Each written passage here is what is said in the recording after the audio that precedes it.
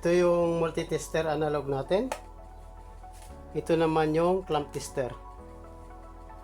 So, malalaman natin kung anong diferensya nila, kung yung ano mas maganda, multi-tester o clamp tester.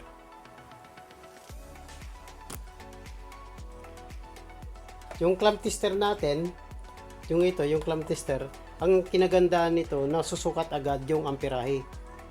Pag clamp mo, isang wire, connect mong ganyan, nasusukat niya, nare-reading niya yung amperahe. So mamaya, i-demo natin to kung paano gamitin.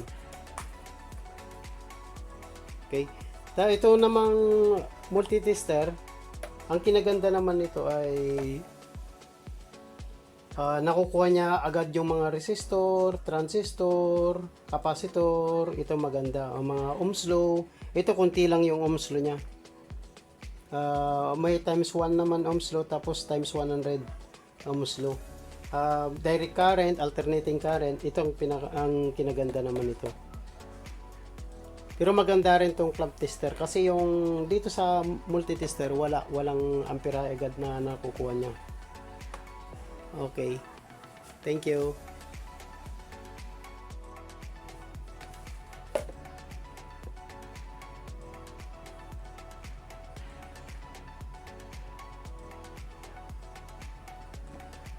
So ito na lang muna yung roller natin.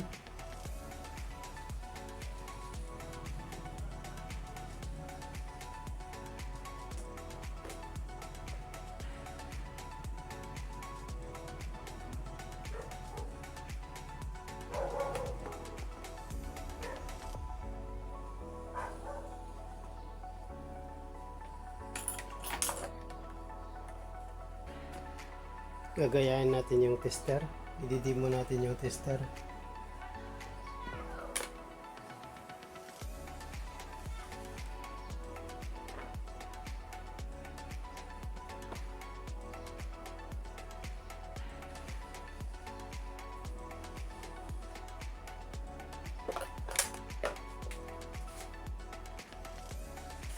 Okay.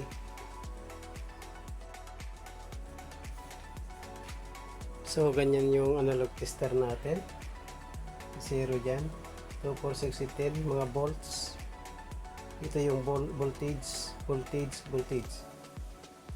Okay.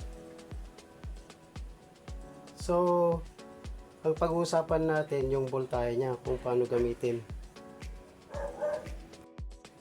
So, ito na yun, yung multi-tester natin. Yan. Okay, kita. So, lagay natin sa 250. 250. So, nakalagay siya sa 250.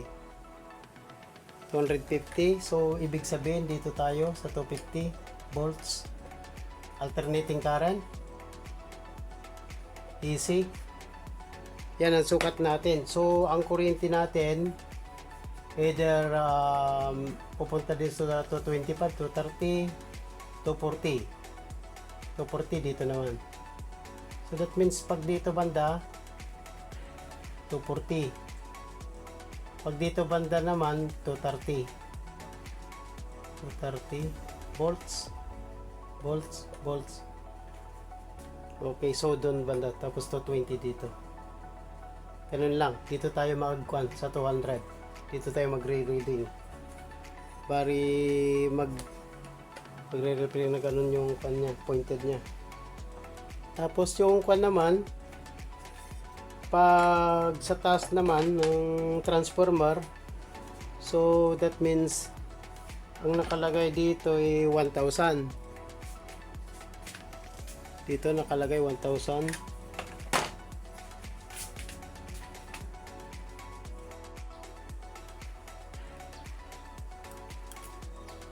So nakaset siya sa 750 yung pointer niya. Okay, nakadial lang to 750 volts alternating current. So dito naman tayo susukat. Dito sa baba. 0 200, 400, 600, 800, 1000. Okay. So, pag 600 volts yung taas ng transformer natin, 650, mga ganun, 600, ganun. So, dito tayo banda. Dito naka-arrow siya dyan. So, that means nakalagay dyan, 750 yung dial natin. So, 600 naman yung voltage na lalabas. Alternating current. Dito naka-pointed siya dyan. Okay, 600.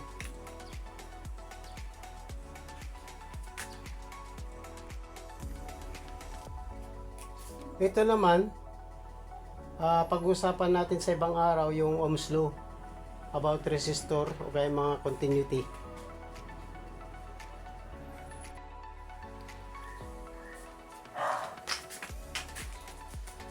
Itong nasa baba, ito yung clamp tester natin. Clamp tester.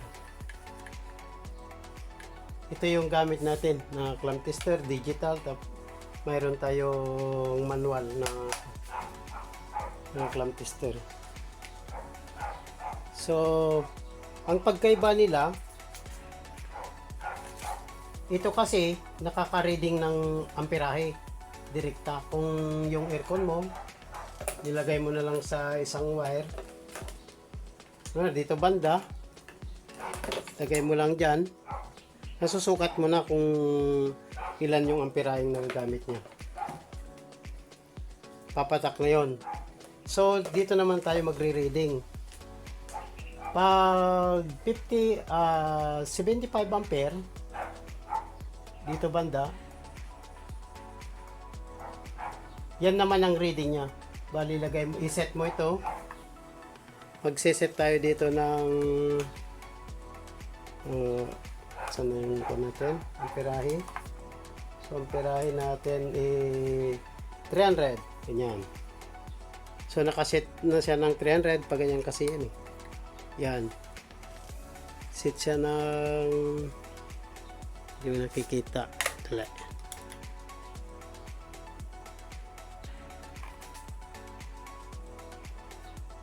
Yan, nakaset ng 300. So, pagbasahin naman natin, ganyan naman. So, ilagay natin. Ang papatak doon ay 75. So, dito. 75. 75 ampere. Okay.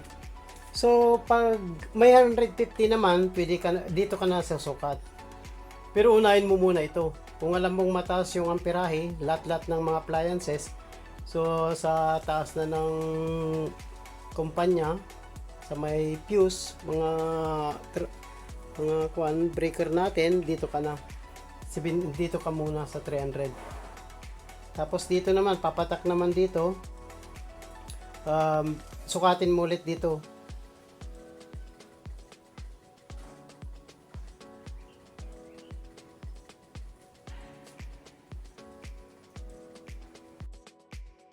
So pag mag-reading tayo naman ng kunwari mababa lang yung aircon, mga 10 ganon. O sige, lagyan natin ng 5 ampere, kunwari 5 ampere. 5 ampere ang lalabas diyan. Ngayon dito ka naman magsukat, pwede dito. Pwede diyan. So ilagay naman natin pointer natin to. Set ko muna ng 60. Yan, 60. Dito muna tayo sa 60. Yan, nakaset na ng 60. Okay. So, lagay natin sa 60. Ang papatak naman dyan pag 5 ampere, dito lang.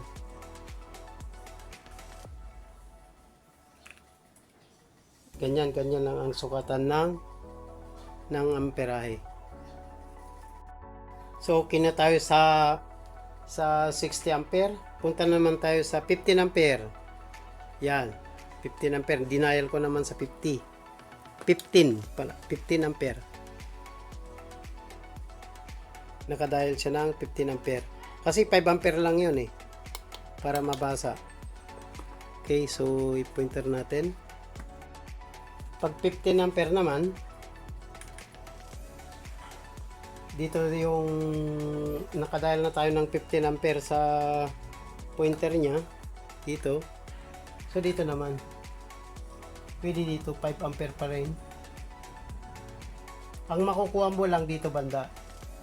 Pointer. At yung iba naman, katulad dito, mayroon palang ano. So, iset natin ulit. 6. Yan. Sa 6 naman tayo. Nakadial na ng 6 ampere. Okay. So, ito naman yun. Dito banda. Mag 0 ito. 10, 20 to gawin mong 1, 2, 3, 4, 5. Dito naman. Dito yung pointer niya.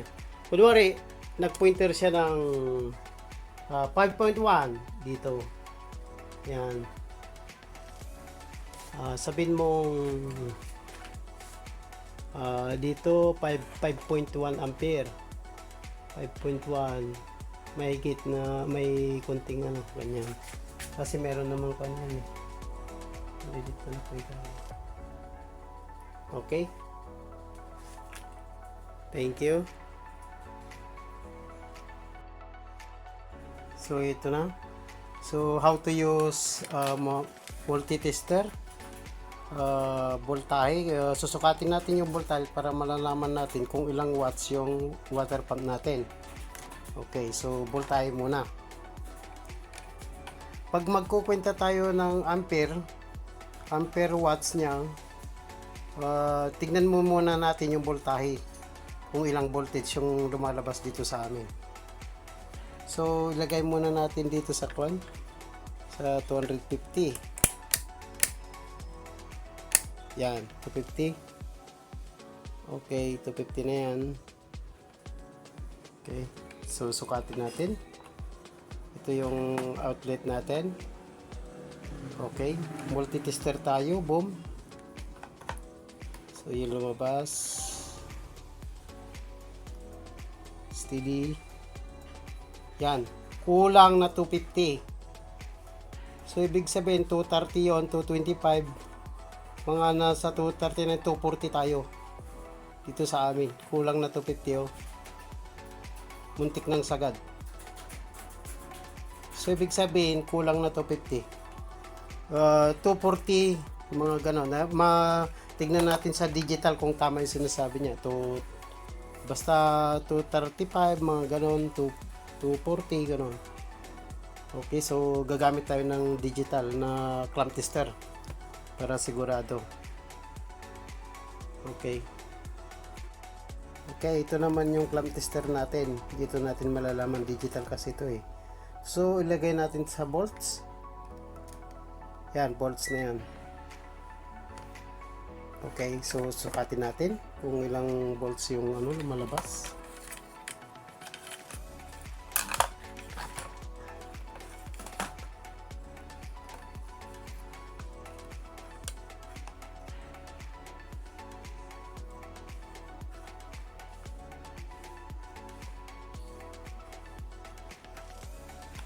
Steady 239 tayo. 240 ka muna lang. So 39, 38 yun, 240 lumalabas. 239, 240. So magbase tayo sa 240. Okay. So ito lahat yung kuha natin sa appliances sa bahay. Meron tayong electric fan, check, 1. Meron tayong ref, 2. Aircon, 3. Pero hindi naman laging ginagamit yan eh. Sa ngayon, nakapatay naman. Water pump, 4. Lightning natin, 150 watts. So, okay, so 5. Rice cooker. 6. Yan. So, ang voltahe natin, yun yung mga watts niya. Ang voltage natin dito, volts, 240. So, dito tayo magbase. 200 volts, 240 volts. So, dyan ang pagkuha natin para makuha natin yung ampere. Totalin natin yan. Tapos, question mark sa watts natin dito. Okay, totalin natin. So, total natin dito 3,388.8. So, watts natin. Watts 3,388.8. Ampere. Sa ampere naman tayo. Ampere.